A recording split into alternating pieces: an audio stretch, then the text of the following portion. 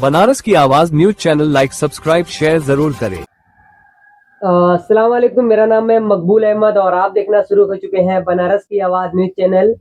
खास बातचीत करने के लिए हमारे साथ सदर ताजिए शहर बनारस मौलाना हसीन अहमद हबीबी साहब हैं। और इस तरह से हबीबी साहब बराबर सामाजिक मुद्दों पर बेबाक इंटरव्यू देते रहते हैं और समाज में सेवा का कार्य करते रहते हैं। और आपकी परवाज वेलफेयर सोसाइटी जो है लगातार कैंप लगा रही है, इसमें निस्वार्थ सेवा भाव के साथ काम कर रही है।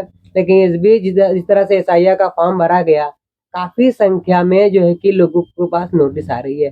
ऐसे में क्या कहाँ कहाँ की कमी रह गई, किस तरह के आप देखते हैं इस मामले को? बिस्मिल्लाहिर्रहमानिर्रहीम। आपने एसआईआर वगैरह के हवाले से बात किया है और फार्म 6 जो भरा गया है, इसमें बहुत सारे लोग, खुद मेरे घर मेरे बेटे का जो सारा कुछ सब मेरे हवाले से 2003 में मेरा नाम था, अपना ईपिक नंबर अपने बेटे के फॉर्म में और उनका आधार और जितने भी कागजात ज़रूरत थे सब लगा के फिट किया गया। उसके बाद भी उनको नोटिस आई है कि आपने जो फार्म भरा है उसका गलत हवाला दिया है।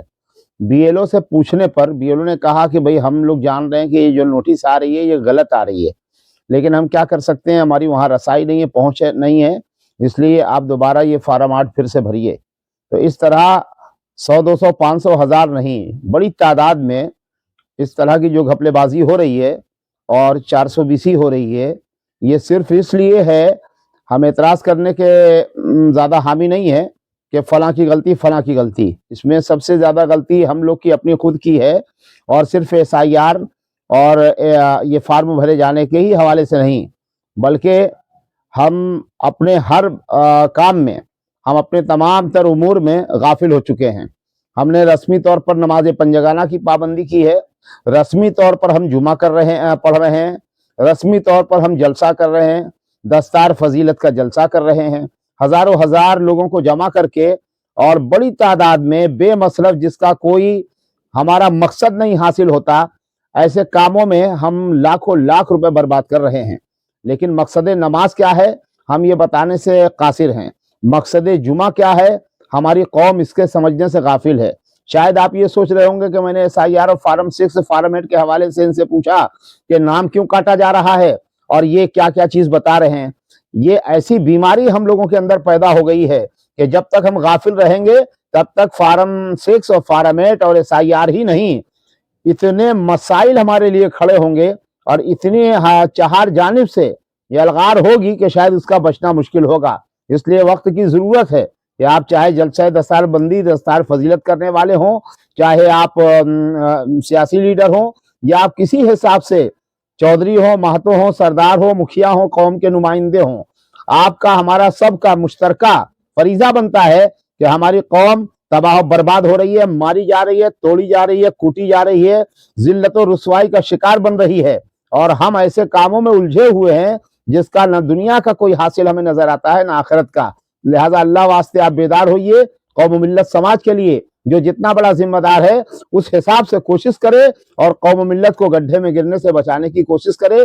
तभी हम एसआईआर में और एनआरसी वगैरह के जो फॉर्मेलिटीज हैं और अभी आने वाले में और जो मुसीबतें आ रही हैं जिसका अभी हम जिक्र नहीं कर रहे हैं, अप्रैल से अभी बहुत सारी गणना शुरू होगी जो आपकी हमारी मिल्लत की सबकी तबाह बर्बादी का जरिया बनने वाला है। आप एक्टिव हो जाएंगे तो हम भी बचेंगे, कौम भी बचेगी। वतन में रहने वाले हर मजलूम किसी धर्म जात के मानने वाले हों, ये नहीं कि सिर्फ मुसलमान, भारत के बसने वाले जितने भी इंसान हैं, किसी कौम, किसी मजहब, किसी कलर, किसी रंग, किसी जात, किसी इलाके के हों, सबकी मदद करना अल्लाह के प्यारे रसूल सल्लल्लाहु अलैहि वसल्लम के फरमान के मुताबिक हम सबका मिल्ली फरीजा है। अल्लाह तबारक व तआला हमें आपको सबको सुनने से, बोलने से, कहने से ज्यादा अमल की तौफीक अता फरमाए। अस्सलामु अलैकुम व रहमतुल्लाहि व बरकातुहू।